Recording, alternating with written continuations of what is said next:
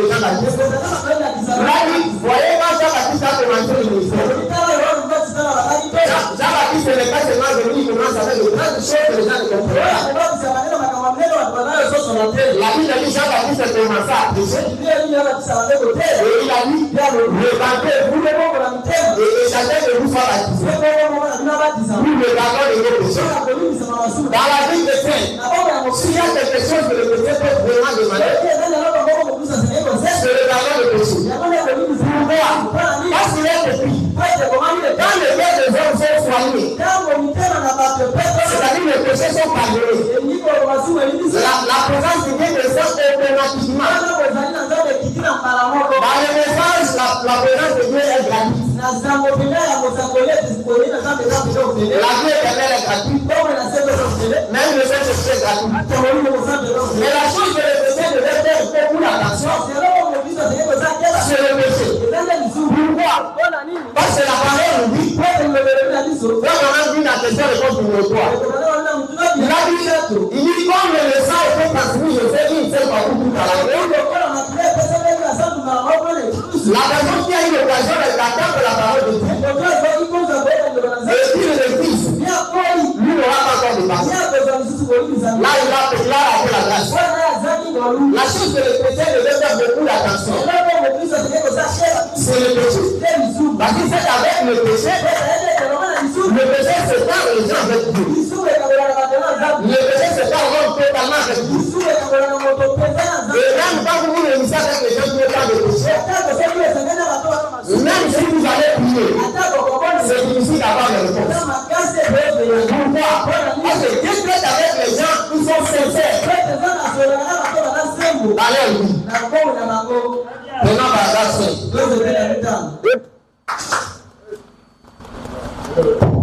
Et puis lors de son mariage, au lieu de trouver quelqu'un parmi son peuple, il est allé trouver une pécheresse. Il devra qu'il adorait les idoles. Il le trouva Jézabel. Et elle n'était pas une croyante. Et voilà, il n'est jamais croyant de épouser une croyante et une croyante. Il dit on ne fait pas. On devait toujours se marier entre croyants. Ça, c'est la première erreur que la femme avait faite. Pour aller se marier, il a choisi une femme païenne. Or, avant de savoir de la loi d'Israël, nous avons choisi de marier les païens. C'est ça que la Bible appelle l'intégrité. Il sait, néanmoins, il fait le contraire. L'intégrité. C'est ça d'abord se marier à table avec Dieu. Et la personne avant que ton publicité ou ta vie soit publique, ça commence d'abord au privé. Quand vous voyez d'abord votre alliance avec le Seigneur, là, ça va commencer à se manifester partout. Parce que même si vous allez vous cacher, le Père va te faire sortir. Et un chrétien, c'est celui qui résiste dans le peuple. Soyez certains de vous.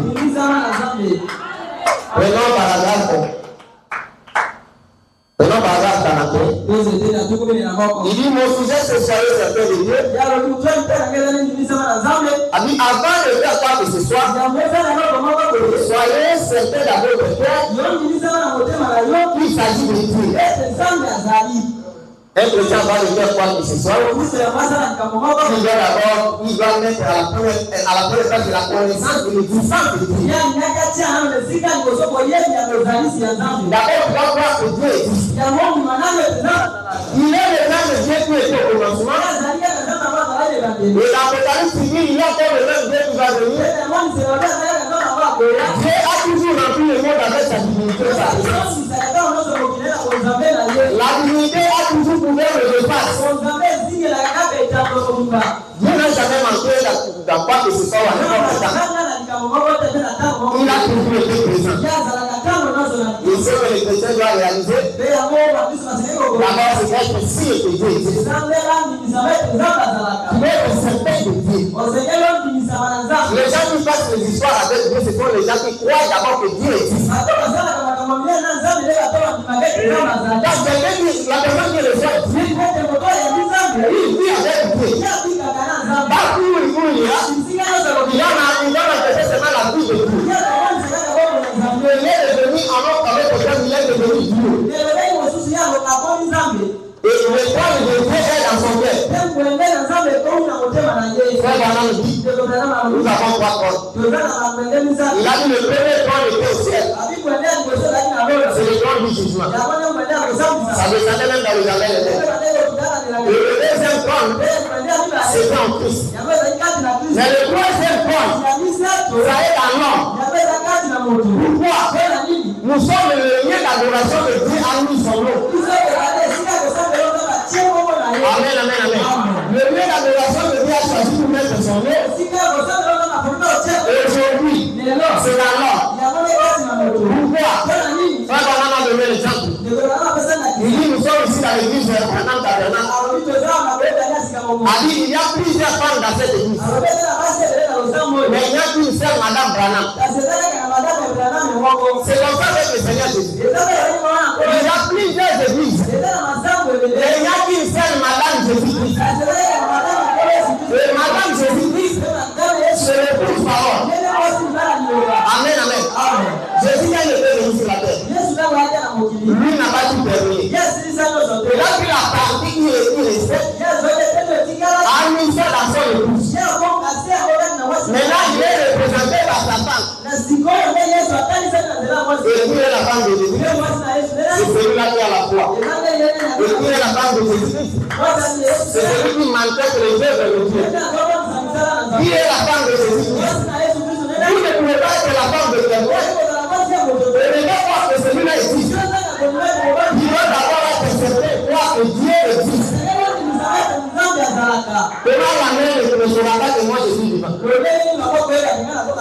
doit d'abord croire que Dieu existe. Le problème de chrétien aujourd'hui, c'est quoi? Ils ne croient même pas à l'existence de Dieu. Ils prennent le baptême et la vie chrétienne comme une vie d'habitude. Non, c'est pas un signe pour aller chaque jour à l'église. Oh non! La vie chrétienne, c'est d'abord croire que Dieu existe. Après ça, une partie de ce Dieu-là qui existe. Et tu dois faire un effort d'avoir ce Dieu-là en toi. Parce qu'aujourd'hui, les gens ne verront pas Dieu. Et ils te verront à la place de Dieu. Voilà pourquoi Dieu nous a pris comme les témoins. Partout là où nous sommes, dans le quartier, dans les avenues. Si les gens veulent voir Dieu, ils vont nous regarder. Notre vie, doit devenir les épidémies. Et aujourd'hui, si on entend les épidémies, les épidémies, l'esprit de ne pas avoir le plus Matthieu, Jésus comme ça. Ça c'est fini. Le Matthieu, les gens de Jésus, c'est nous.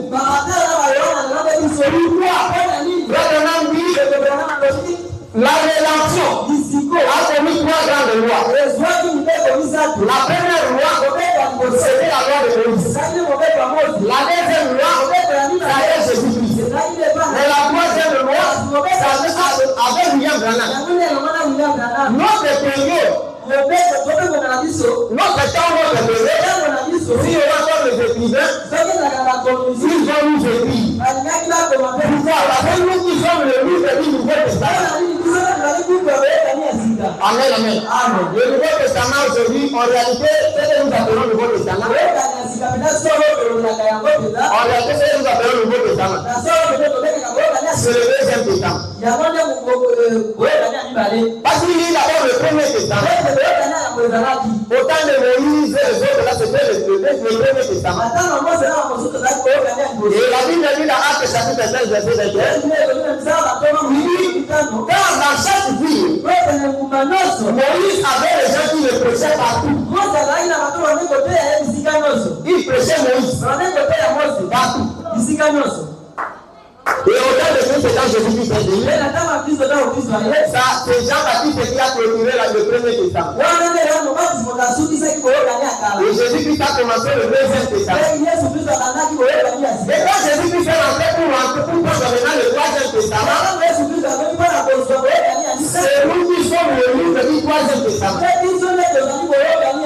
C'est ce que nous appelons le Nouveau Testament. Amen, amen. Soyez certains de Dieu. Et vous savez par exemple,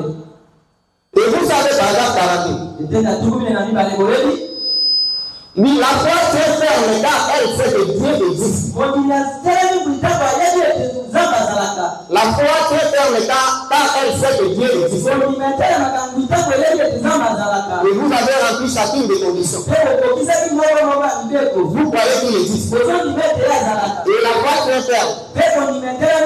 Amis, béni soit son nom. La foi ne bougera pas. Car elle est sûre que Dieu existe. Et il est le rémunérateur de ceux qui le cherchent. Aujourd'hui, quand on parle de la vie chrétienne, on voit les chrétiens, ce sont les gens qui ont la foi. Un chrétien, c'est celui qui a la foi. La première chose dans la vie chrétienne, c'est avoir la foi. Parce que c'est la foi qui est le fondement. Vous ne pouvez pas commencer la maison en haut. Vous devez commencer la maison d'abord dans le fondement. La fondation, c'est la foi. C'est ce qui fixe quelqu'un. Vous qui ne partez pas de gauche à droite, c'est fixé. Et c'est la foi qui fixe les gens. Amen, amen. Je ne sais pas si nous partons bien là. Soyez certains de Dieu. Les chrétiens doivent croire que Dieu existe. La personne qui nie l'existence de Dieu, c'est un diable. D'ailleurs, même Dieu sait que Dieu existe. Et il est sûr que Dieu existe. Vous ne pouvez pas croire en Dieu. Et rejeter la croyance ou la connaissance de son existence. Il va d'abord, la première des choses, le chrétien met Dieu à la première place. Il croit que Dieu existe. Et c'est lui qui fait toutes choses. Vous n'aurez rien dans la vie de Dieu. Si vous ne croyez pas au Seigneur Jésus, le Seigneur Jésus, il est le même Dieu qui était dans l'Ancien Testament. Le Jésus nous dit Jésus-Christ est le même. Mais le Jésus n'a pas dit que Jésus-Christ se fait toujours de la même façon. Il change les façons d'agir. Mais il est le même Dieu. Celui qui est Dieu de ses façons d'agir peut changer. Amen, amen. Dans l'Ancien Testament, il a changé de forme. Il est sorti, il est apparu à plusieurs formes. Mais c'est seulement le même Dieu. Mais pourquoi il devait changer de forme? Parce qu'il est Dieu. Et le tout ton coup, c'est lui. Il change les formes, mais il est le même. Et dans la vie de Dieu, quand quelqu'un croit que Dieu existe, il a fait le bon premier pas dans la vie. Paragraphe 97. Si le prédicateur prêche la parole et que l'homme qui la reçoit y croit et s'y conforme, avec quelque chose doit arriver. Si vous êtes un pécheur, vous serez sauvé. Si vous êtes malade, vous serez guéri. Parce que Dieu l'a permis. Si nous sommes certains de Dieu, la bénédiction est disponible. Mais c'est avant que quiconque croit. La guérison est là avec toi. Mais c'est seulement si tu crois. Applique la foi et tu verras les effets de Dieu. Ce qui met l'homme en relation avec Dieu, ce qui fait que l'homme ait tout ce qu'il aura besoin, c'est la foi. Celui qui croit que Dieu existe, il devient une partie de Dieu. Aussi certain qu'il est Dieu, Il doit tenir sa parole. Certainement. L'homme va à la ville. J'irai ordonner à une femme de point par point. Une vision surgit devant le prophète. Et le voilà qui se met à marcher. Il ne sait pas où il va. Cela ne fait aucune différence. Il ne fait qu'obéir. Ça, c'est avec cette femme-là, avec des Samaritains. Elle avait aussi la foi. Si elle ne croyait pas à ce que Élie disait, elle n'aurait pas avoir aussi la famille. C'est la foi. Dans la vie de Dieu, c'est seulement la foi qui règne. Il n'ira nulle part avec Dieu si tu n'as pas de foi. Amen, amen. Soyez certains de Dieu.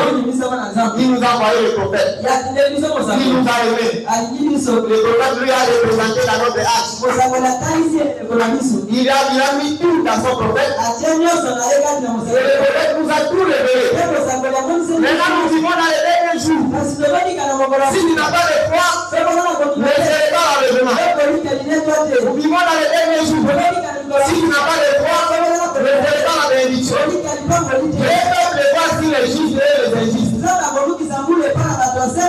La bénédiction que vous avez, ce n'est pas ça qui prouve que tu as Dieu. Avoir Dieu, c'est le faire manifester partout. Nous voulons voir les fruits de celui qui a Dieu. Amen, amen. L'année de jubilé par exemple 140 000. Prêché le 3 octobre 1954. Il dit que si jamais un homme aimait le respect de Dieu, et pas un semblant de foi, pas un semblant de foi. Et ça te dit mais réellement rempli l'esprit de Dieu. Il est scellé là à l'intérieur. Jusqu'au jour de sa rédemption. Il sera semblable à Christ aujourd'hui. Il sera semblable à Christ demain. Il sera semblable à Christ le jour suivant. Dans le bébé, il est semblable à Christ.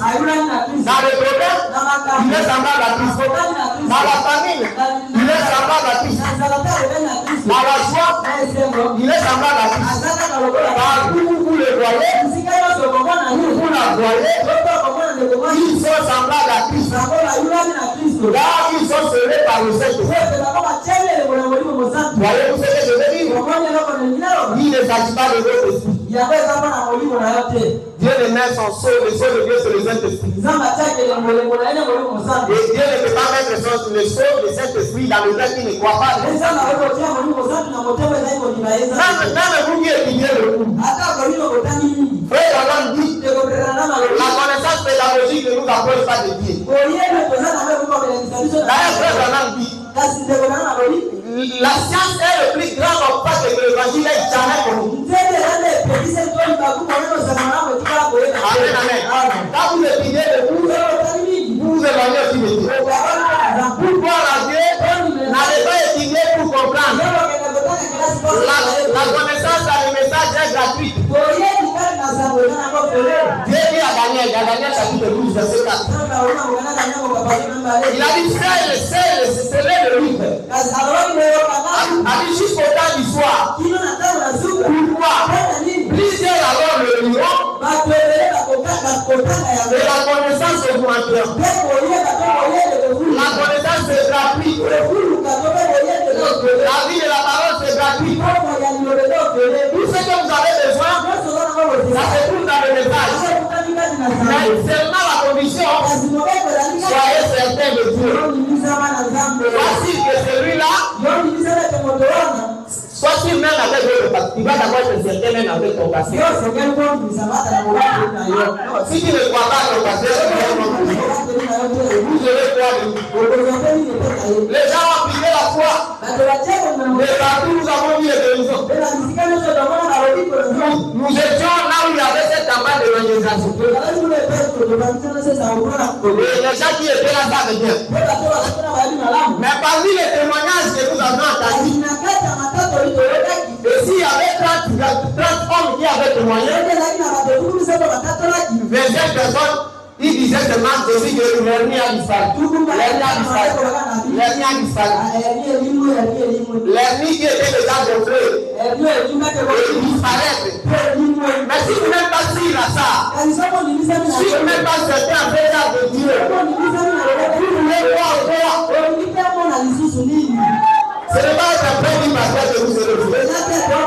Ce n'est pas parce que le pasteur m'a fait confiance que je serai au ciel. Ce n'est pas parce que je suis diacre. Ce n'est pas parce que j'ai une occasion de pécher que je serai au ciel. Le ciel n'est pas le ciel de prédicateur.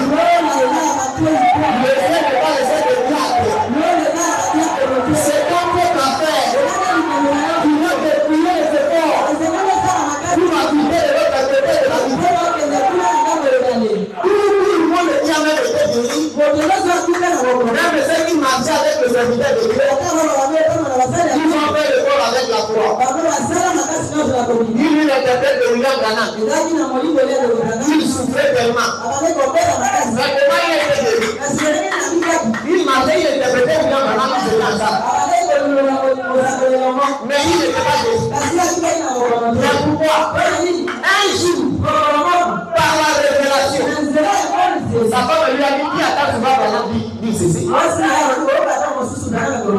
dit, là je laisse maintenant à ma voix. Mais c'est ton occasion. Tu peux profiter. Seulement là, il a dit, là je laisse maintenant à ma voix. Qui t'apprête seulement les années. Sans le William Branham, ça. Et il faut que tu vas te poser là.